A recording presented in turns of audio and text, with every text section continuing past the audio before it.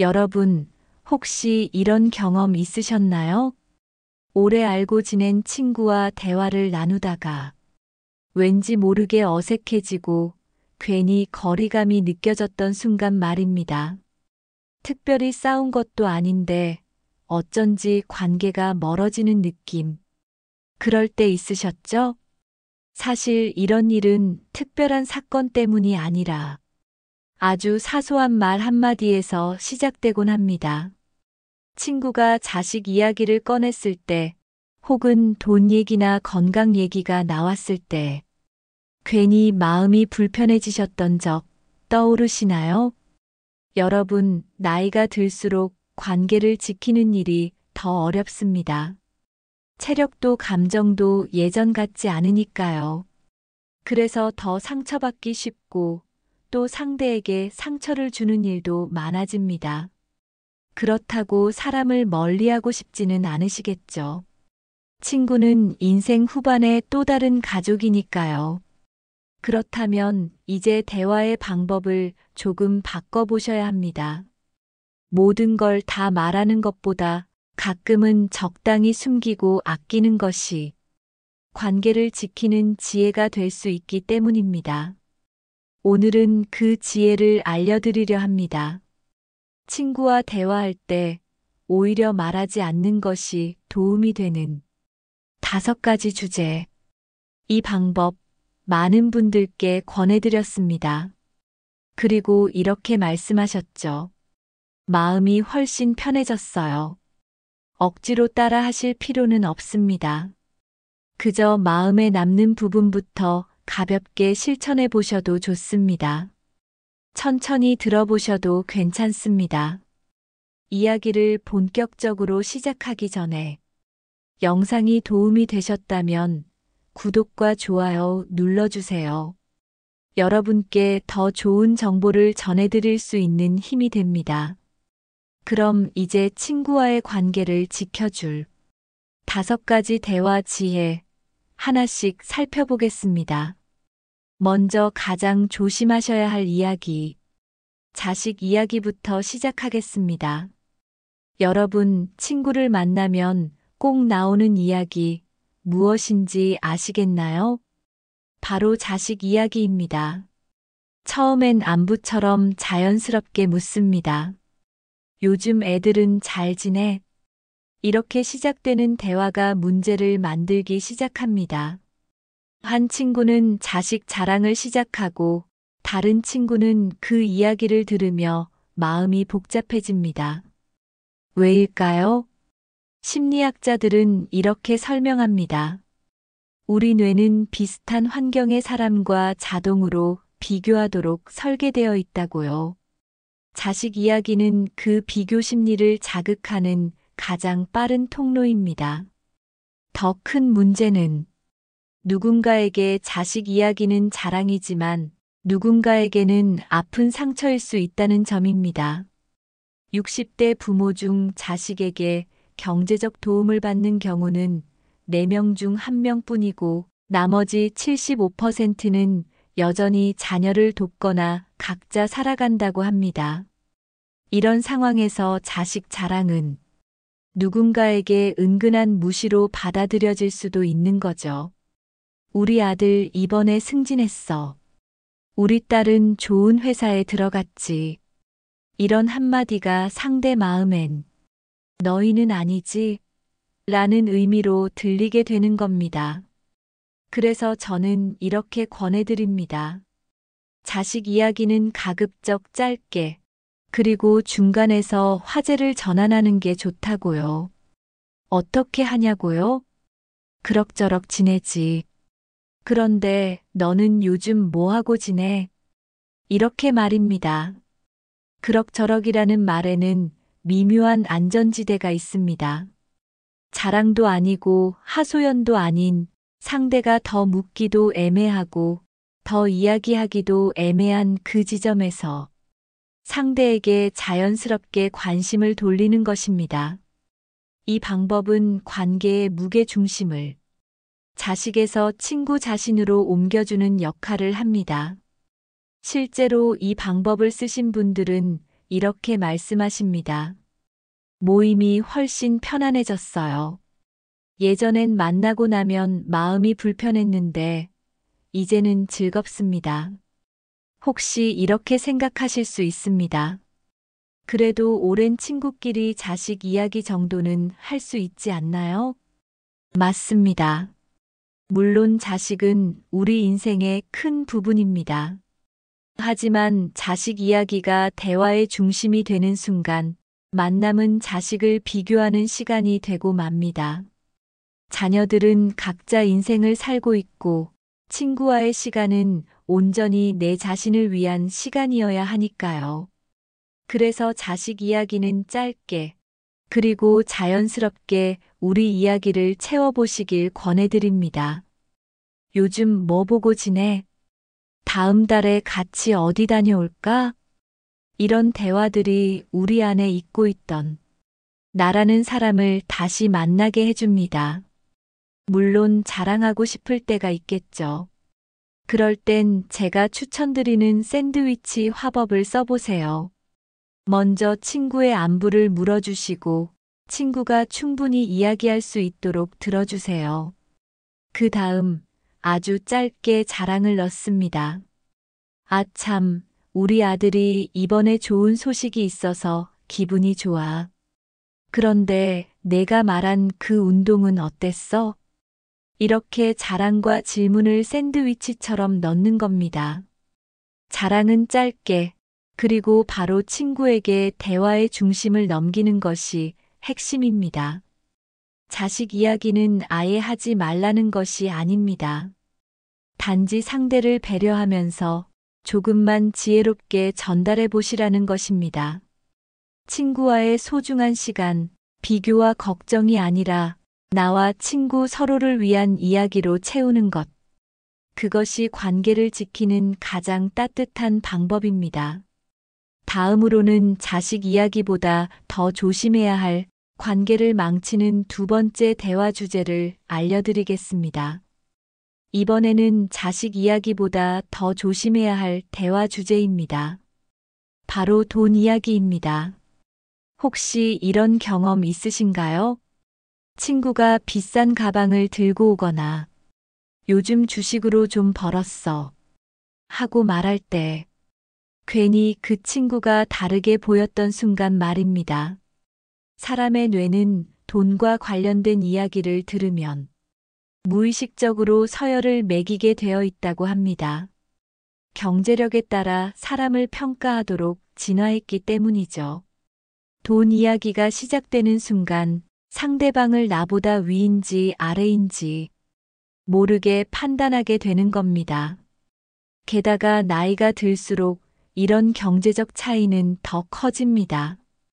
젊을 때는 비슷했던 친구들이 은퇴 후엔 누구는 연금을 넉넉히 받고 누구는 자식 도움을 받거나 어떤 친구는 스스로 벌어 살아야 하기도 하니까요. 이렇게 상황이 제각각이다 보니 돈 이야기는 쉽게 감정의 골을 만들 수 있습니다.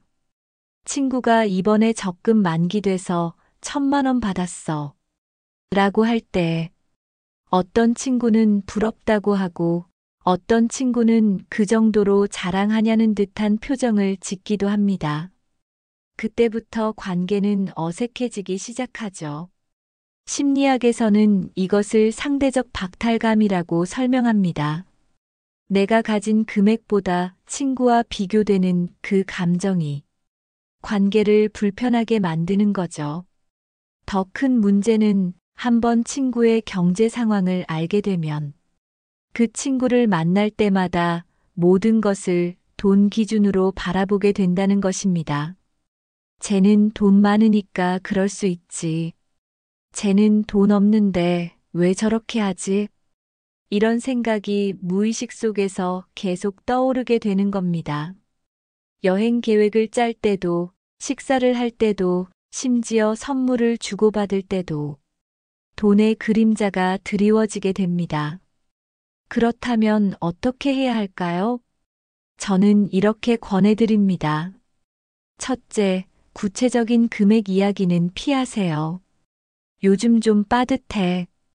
이 정도로만 말하고 통장 잔고나 구체적인 재산 이야기는 절대 꺼내지 않는 게 좋습니다. 둘째, 물가 이야기는 일반론으로 하세요. 과일값이 너무 올랐네. 이렇게요. 하지만 나는 과일도 못 사 먹어. 라는 식의 개인 사정을 드러내는 말은 피하시는 게 좋습니다. 셋째, 친구가 경제적 도움을 요청할 때는 내가 할 수 있는 만큼만 도와주세요. 그 후에는 잊어버리세요. 그게 마음도 관계도 편안해지는 방법입니다. 그리고 무엇보다 중요한 건 돈 이야기가 시작될 것 같다면 자연스럽게 화제를 전환하는 습관을 들이시는 겁니다. 그 얘긴 그만하고 요즘은 뭐 재밌는 일 없었어? 이렇게요. 혹시 이렇게 생각하실 수 있습니다. 친한 친구끼리 그런 얘기도 못하면 서운하지 않을까? 하지만 기억하세요. 친한 친구일수록 서로 불편한 이야기는 피하는 게 오히려 관계를 지키는 지혜입니다. 연구 결과에서도 확인됩니다. 상대의 경제 상황을 모르는 친구 관계가 아는 친구 관계보다 3배 이상 오래 유지된다고 합니다. 사람 대 사람으로 만날 수 있으니까요. 돈 이야기는 서로를 가난하게 만들고 감정의 벽을 세우는 대화입니다. 그러니 돈 얘기는 가급적 하지 않는 것. 그것이 친구와 우정을 오래 지키는 방법입니다. 이제 다음으로는 우리가 무심코 나누는 또 다른 대화 주제, 바로 건강 이야기입니다. 이것도 때로는 관계를 힘들게 만든다는 사실, 혹시 알고 계셨나요? 이번에는 친구와의 대화에서 또 하나 주의해야 할 이야기입니다. 바로 건강 이야기입니다. 친구를 만나면 자연스럽게 묻게 되죠. 요즘 건강은 어째? 어디 아픈 데는 없어? 하지만 건강 이야기도 너무 길어지면 오히려 대화를 무겁게 만들고 상대에게 피로감을 줄 수 있다는 사실 혹시 알고 계셨나요? 심리학에서는 노시보 효과라는 말이 있습니다. 부정적인 말을 계속 들으면 실제로 몸이 아프다고 느끼는 현상인데요. 친구가 아픈 이야기를 할 때 듣는 사람의 뇌는 자기도 모르게 아픈 감각을 떠올리게 된다고 합니다. 그래서 건강 이야기는 길어지면 서로에게 독이 되는 것이죠. 한 분은 이렇게 말씀하셨습니다. 친구들 모임이 종합병원 대기실 같았어요. 서로 약 자랑에 병원 이야기만 하다 보니 만나고 나면 더 아픈 기분이 들더라고요. 그래서 그 모임에서는 건강 이야기는 10분만 하기라는 규칙을 만들었다고 합니다. 그 후로는 분위기가 훨씬 좋아졌다고 하네요. 건강 이야기를 아예 하지 말라는 것은 아닙니다. 다만 조금 방법을 바꾸는 게 좋습니다. 첫째, 아픈 이야기는 과거형으로 말하기. 지난달에 무릎이 아팠는데 이제 괜찮아졌어. 이렇게 말하면 듣는 사람도 안심하고 대화 분위기도 무겁지 않게 유지됩니다. 둘째, 건강 자랑으로 바꾸기. 이번 달엔 만보 걷기를 달성했어. 혈압이 좀 안정돼서 약을 줄였어. 이런 식으로 건강관리 성공담을 나누면 서로에게 자극이 되고 긍정적인 대화가 이어집니다. 셋째, 정말 심각한 건강 문제가 있을 때만 진지하게 상의하기. 그때도 해결 방법을 중심으로 이야기하는 것이 좋습니다. 어떤 모임에서는 이런 방법을 쓴다고 합니다. 건강 자랑 타임을 따로 만드는 것이죠. 그 시간에는 누가 얼마나 걸었는지, 어떤 운동을 새로 시작했는지 자랑하는 시간으로 꾸민다고 합니다. 이렇게 긍정적인 대화가 친구 관계를 더 건강하게 만들어주는 겁니다. 사실 친구에게 건강 이야기를 하는 이유는 위로나 공감을 받고 싶어서일 겁니다. 하지만 아픈 이야기만 반복되면 상대도 지치게 되죠. 그래서 친구와의 대화는 몸의 아픈 곳을 나누는 시간이 아니라 마음의 비타민을 나누는 시간이 되어야 합니다. 몸이 아프면 병원에서 치료하시고 친구와의 시간에서는 긍정과 웃음으로 마음을 다독이는 것. 그것이 진짜 건강관리법입니다. 다음으로는 관계를 완전히 끊어버릴 수 있는 가장 위험한 대화 주제를 알려드리겠습니다. 바로 험담입니다. 이 이야기는 꼭 조심하셔야 합니다. 이번에는 친구와의 관계를 한순간에 무너뜨릴 수 있는 가장 위험한 대화 주제입니다. 바로 험담입니다. 혹시 친구와 다른 친구 이야기를 하면서 그 사람 좀 그렇더라 하고 말해본 적 있으신가요? 그 순간에는 마음이 가까워지는 것처럼 느껴집니다. 서로 솔직한 이야기를 나누는 것 같고 공감대가 생기는 것 같죠. 하지만 그건 착각일 뿐입니다. 험담은 순간적으로는 달콤하지만 결국 관계를 갉아먹는 독입니다. 사회심리학에서는 이것을 삼각관계의 독이라고 부릅니다. 어와 비가 시에 험담을 하면 일시적으로 둘은 가까워지지만 결국 서로를 의심하게 된다고 합니다. 나 없을 때 저 친구가 내 이야기도 하지 않을까? 하는 생각이 자연스럽게 들게 되는 것이죠. 또 무서운 사실은 말을 하지 않고 듣고만 있어도 상대는 그것을 동의로 받아들인다는 점입니다. 그냥 고개를 끄덕였을 뿐인데 나중에는 마치 내가 한 이야기처럼 전해지기도 하니까요. 실제로 많은 분들이 이런 경험을 하십니다.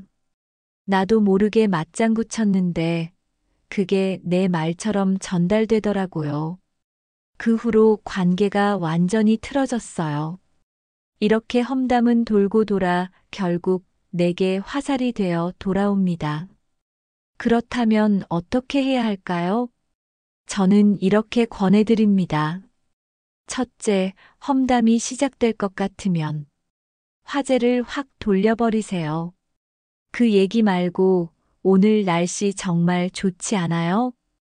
갑자기 화제를 전환하는 게 어색하더라도 험담을 듣는 것보다는 훨씬 낫습니다. 둘째, 상대의 좋은 점을 대신 언급해 보세요.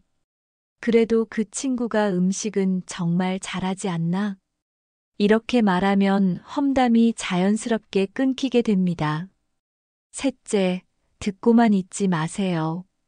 아무 말 없이 가만히 있어도 상대는 같이 욕한 사람으로 여깁니다. 침묵이 동의로 해석된다는 점 꼭 기억하셔야 합니다. 험담을 즐기는 친구는 결국 모든 관계에서 신뢰를 잃게 됩니다. 나 없을 때 내 이야기 역시 하고 있을 거라는 생각 때문입니다.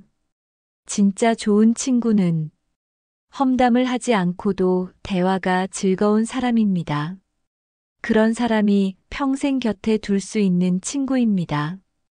여러분, 말 한마디가 관계를 살리기도 하고 관계를 무너뜨리기도 합니다. 험담은 순간적인 친밀감만 줄 뿐 결국에는 모든 관계를 멀어지게 만든다는 점 기억하시면 좋겠습니다. 이제 마지막으로 우리가 평생 지켜야 할 관계에 대한 가장 중요한 이야기를 전해드리겠습니다. 이제 마지막으로 친구와의 관계에서 꼭 기억해야 할 가장 중요한 지혜를 전해드리겠습니다. 우리는 살아오면서 이런 생각을 해왔습니다. 친구는 많을수록 좋다고 모든 관계를 잘 유지해야 한다고요. 그런데 나이가 들수록 이상한 변화를 느끼게 됩니다. 관계는 점점 줄어드는데 오히려 마음은 더 편안해진다는 사실입니다. 혹시 이런 경험 있으신가요? 휴대폰 연락처에 수백 명이 저장되어 있지만 실제로 연락하는 친구는 10명도 안 되는 현실 말입니다. 예전엔 매일 만나던 친구였는데 이제는 명절 인사도 하지 않는 사이. 처음에는 서운했지만 어느 순간 이런 생각이 듭니다. 굳이 그럴 필요가 있을까? 심리학에서는 이것을 관계의 정리라고 설명합니다.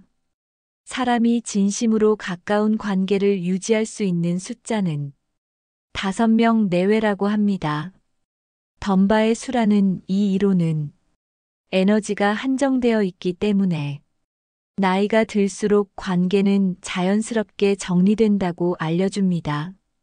어떤 분은 이렇게 말씀하셨습니다. 굳이 힘든 사람까지 안고 가려고 애쓰지 않아요. 나한테 편한 사람, 그 사람이 진짜 친구죠. 관계가 멀어졌다고 해서 내가 뭔가 잘못한 것은 아닙니다. 서로의 길이 달라졌을 뿐입니다. 원망할 일도 미안해할 일도 아닙니다. 함께했던 시간에 감사하고 지금 내 곁에 남아있는 사람에게 마음을 쓰는 것. 그것이 나이 들수록 필요한 지혜입니다. 진짜 친구는 어떤 사람일까요? 말을 하지 않아도 편한 사람. 조언하려 들지 않고 그냥 내 이야기를 들어주는 사람. 그저 옆에 있어주는 사람. 그런 친구가 진짜 친구입니다. 인생 후반의 관계는 수보다 깊이가 중요합니다. 많은 친구를 두는 것보다 내 마음이 편안한 몇 명과 진실한 관계를 맺는 것. 그것이 행복한 노년을 위한 지혜입니다. 혹시 친구가 너무 적어 걱정되시나요? 걱정하지 않으셔도 괜찮습니다. 관계는 숫자가 아니라 그 안에서 내가 얼마나 편안한지가 중요하니까요. 억지로 관계를 유지하려 하지 마시고 지금 곁에 있는 사람과 깊고 따뜻한 시간을 보내보세요. 남은 인생을 채우는 건 수많은 인연이 아니라 몇 명의 소중한 사람일지도 모릅니다. 이제 마지막으로 오늘 이야기를 정리하며 관계에 대한 작은 지혜를 남겨드리겠습니다. 오늘 이야기 잘 들으셨나요? 다시 한번 정리해 드리겠습니다. 친구와의 관계를 지키기 위해 우리가 조심해야 할 5가지 대화 주제. 첫째, 자식 이야기는 짧게. 자랑도 하소연도 너무 길어지지 않도록 주의하세요. 둘째, 돈 이야기는 피하기. 누구에게도 상처가 될 수 있으니 가급적 화제를 돌려보세요. 셋째, 건강 이야기는 긍정적으로 짧게. 아픈 이야기보다는 관리하고 있는 이야기로 분위기를 밝게 유지하는 것이 좋습니다. 넷째, 험담은 절대 금물. 그 순간은 가까워 보일지 몰라도 결국 모두를 멀어지게 만든다는 점 기억하세요. 그리고 5번째, 모든 관계를 다 끌고 갈 필요는 없습니다. 내가 편안한 사람과 진심으로 대화 나눌 수 있는 몇 명이면 충분합니다. 여러분, 이 5가지만 마음에 담아두셔도 사람과의 관계가 한결 편안해지실 겁니다. 억지로 애쓰지 않으셔도 괜찮습니다. 내 마음이 불편하지 않은 방향으로 내가 배려할 수 있는 만큼만 조금씩 실천해 보시면 충분합니다. 관계는 때로 솔직함보다 작은 배려가 더 큰 힘이 됩니다. 모든 걸 보여주지 않아도, 모든 걸 말하지 않아도 곁에 머물러주는 사람이 친구입니다. 설명하지 않아도 마음이 전해지는 사람. 그런 친구가 내 곁에 있다면 그 자체로 이미 충분하지 않을까요? 여러분의 남은 하루하루가 소중한 사람들과 함께하는 따뜻하고 평안한 시간이 되시길 바랍니다. 오늘 이야기가 마음에 남으셨다면 구독과 좋아요도 부탁드립니다. 여러분의 작은 응원이 더 많은 이야기를 전해드릴 수 있는 힘이 됩니다. 함께 해주셔서 감사합니다.